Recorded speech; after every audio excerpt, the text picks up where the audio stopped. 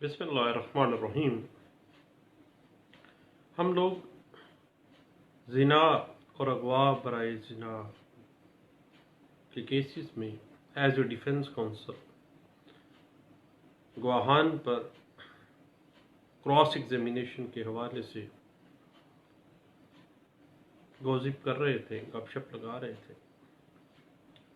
तो दरमियान में चेंज ऑफ इन्वेस्टिगेशन का एक मामला आ गया। फिर चेंज ऑफ इन्वेस्टिगेशन पे हमने बात का आगाज़ कर दिया।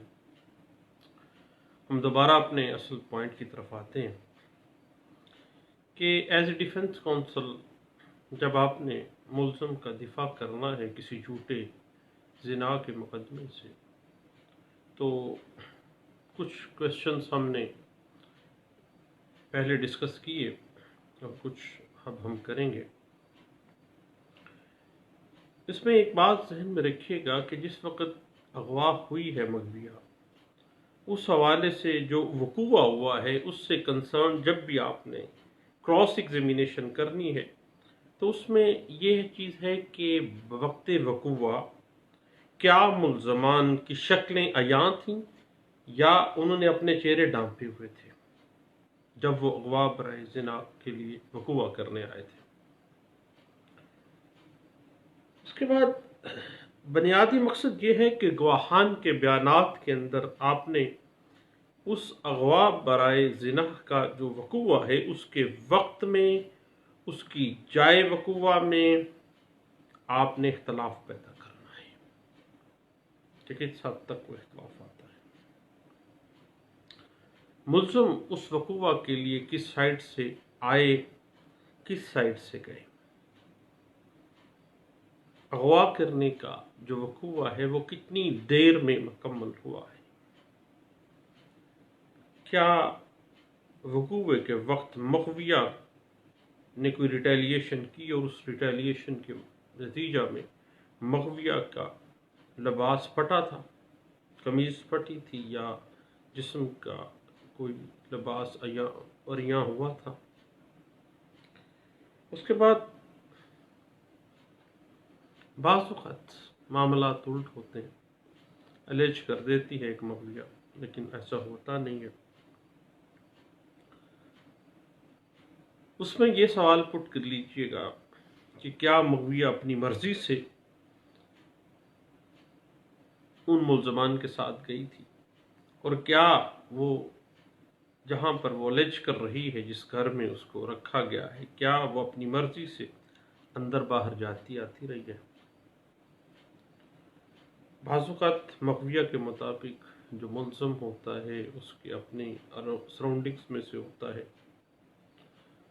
और बाज़ ऐसा होता है कि दूसरे गवाहान वकूआ से मुतल्लिक मुल्ज़िम को वो कहते हैं कि हम नहीं जानते थे, जबकि बाज़ गवाहान से ये साबित होता है कि वो मुल्ज़िम उसी सराउंडिंग्स का था।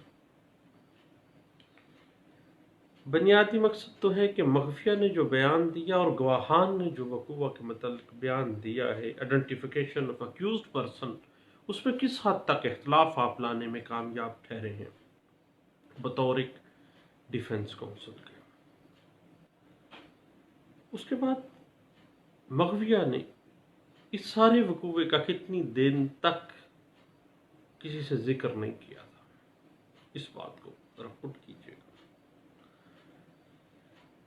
उसके बाद वकूआ के वक्त जब अगवा की गई वो मगविया, उसने कोई रिटेलिएशन नहीं किया, कोई शोर, कोई मज़ामत, ना किसी को मदद के लिए बुलाया।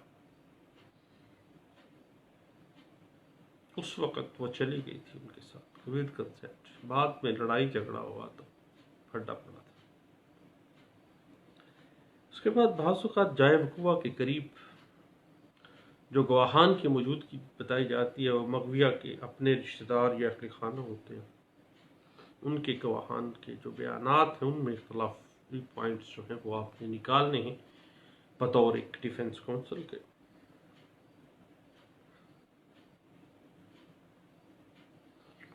उसके बाद बाज़ ऐसा होता है कि मुल्ज़मान मगविया के किसी सराउंडिंग से یا مغویہ کے کوئی عزیز اقارب میں سے ہوتے ہیں. اس بات کو بھی آپ نے سوال کر کے پٹ کر دینا ہے.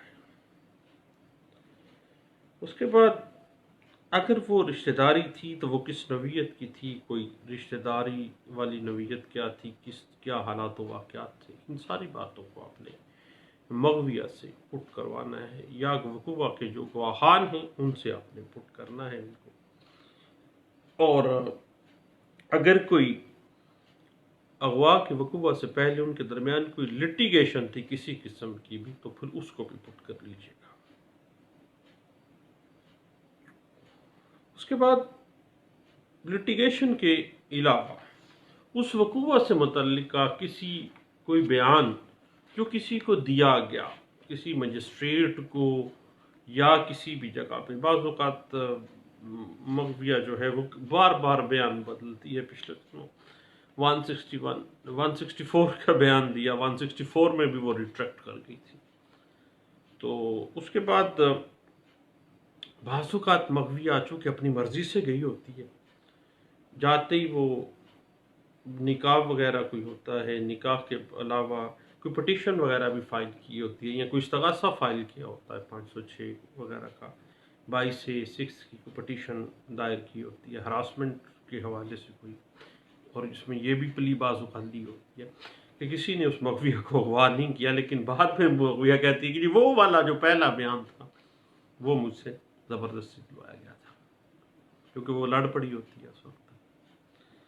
اب مغویہ نے برآمدگی کے کئی روز تک کیا اس وقوع کا کسی کے ساتھ کوئی ذکر کیا تھا.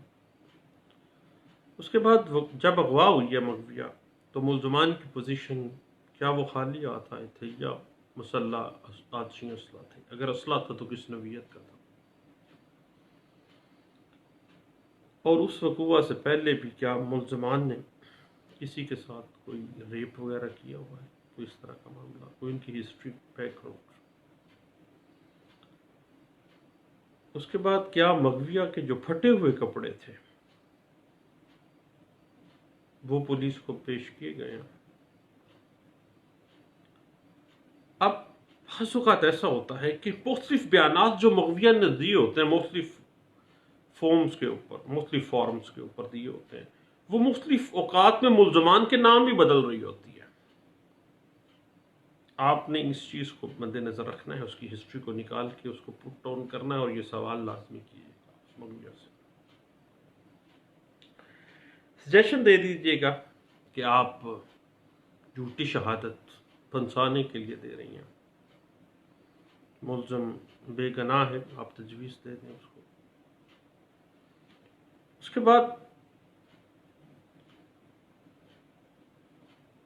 جہاں تک مغویہ کی برآمدگی کا معاملہ ہے، وہ اس کی جو متعلقہ کراس ایگزامینیشن ہے اس میں یہ بات کہ کیا مغویہ ملزم کی عدم موجودگی میں برآمد ہوئی ہے یا موجودگی میں برآمد ہوئی ہے. جائے برآمدگی جو تھی مغویہ کا، جب پولیس نے اس کو برآمد کیا ہے تو کیا جائے مغویہ کا نقشہ بنایا تھا پولیس نے.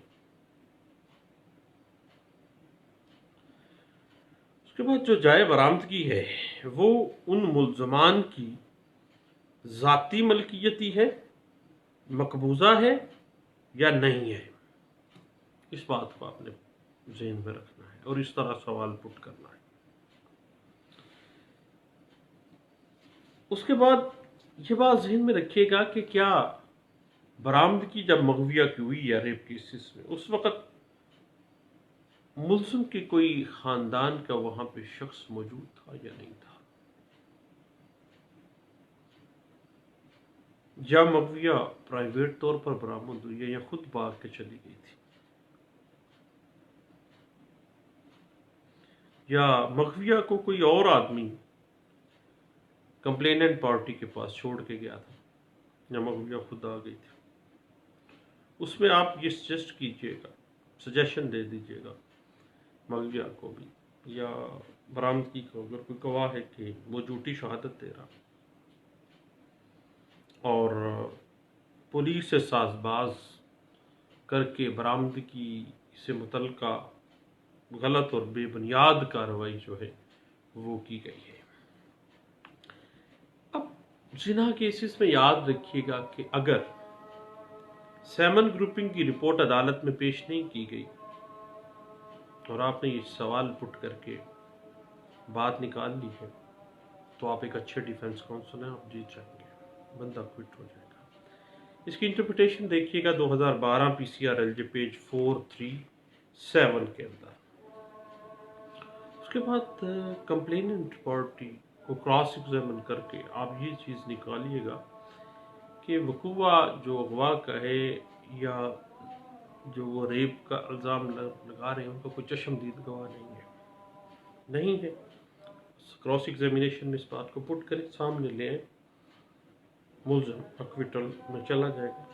इस हवाले से 2012 YLR पेज 2871 को देखिएगा। रेप केसेस के अंदर बतौर डिफेंस काउंसिल जब आपने क्रॉस एग्जामिनेशन करनी है उस पर हम बात करते रहेंगे इंशाअल्लाह। दोबारा हाज़िर होते हैं, नमाज से इशा का वक्त हुआ है, बाद में मिलते हैं। थैंक यू, अल्लाह हाफिज़।